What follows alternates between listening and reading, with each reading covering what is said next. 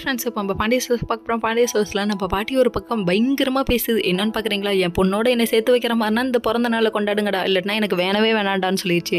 இது நடக்காதுமா, நான் உயிரோட இருக்கிற வரையும் நடக்காதுன்ற டிஆர் ரேஞ்சுக்கு பேச ஆரம்பிச்சிட்டாங்க. நீ என்னை தாண்டி இந்த கோட்டை விட்டு போயிடுவியா அப்படிங்கிறாங்க. எப்போ ரொம்பலாம் வாய்ஸ் கொடுக்க முடியல, அதனால் இப்போ நீ படிக்கிறேன். இதுக்கப்புறம் இவங்க சொன்னோன்னே நம்ம சின்ன புள்ள பாண்டி டெரராக லுக்கு விடுறாரு. லுக்கு விட்டுட்டு அதுக்கப்புறம் இவங்க ஏஞ்சி கோச்சிக்கிட்டு கிளம்ப. அந்த டைம் பார்த்து நம்ம குமாரை காமிக்கிறாங்க. குமார் தம்பி எதுக்குப்பா காமிக்கிறாங்கன்னு பார்த்தா இவரு வாக்கிங் போயிட்டு இருக்காங்களாமா. அந்த டைம் பார்த்து கோமதி அம்மா ஏதோ மளிகை ஜாமான் வாங்கிட்டு வீட்டுக்கு வந்துட்டு இருக்க.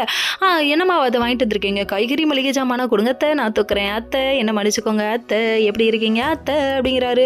என்னடா அது பாட்டா படிக்கிறான் அப்படிங்கிற மாதிரி. நீங்கள் தான் பேசக்கூடாதுன்னு சொன்னீங்களா, நல்லா பாட்டா படிக்கிறேன்றாங்க. அத்தை கொடுங்க அத்தை, அத்தை கொடுங்க அத்தை, நீ எத்தனை அத்தை, நீ தான் என் சொத்தை அப்படின்றாங்க. கடைசியில் பார்த்தா அங்கே வந்து நின்று சரவணன் இருந்துட்டு எங்கள் அம்மா டொரண்டோ இருக்கியாடா ஹே அப்படின்னு சொல்லிட்டு அடிக்க வந்துட்டாரு. அப்புறம் அடிக்கலாம் அடிக்காதப்பா, பிரச்சனை வேணாம்ப்பான்னு சொல்லிட்டு கிளம்பி போயிட்டாங்கன்னா பார்த்துக்கோங்க. சரி இன்னைக்கு இந்த பிட்டு போதும், ஐயாச்சாமி விட்டு போதுமா அப்படிங்கிற ரேஞ்சுக்கு போயிடுச்சுன்னா பார்த்துக்கோங்க.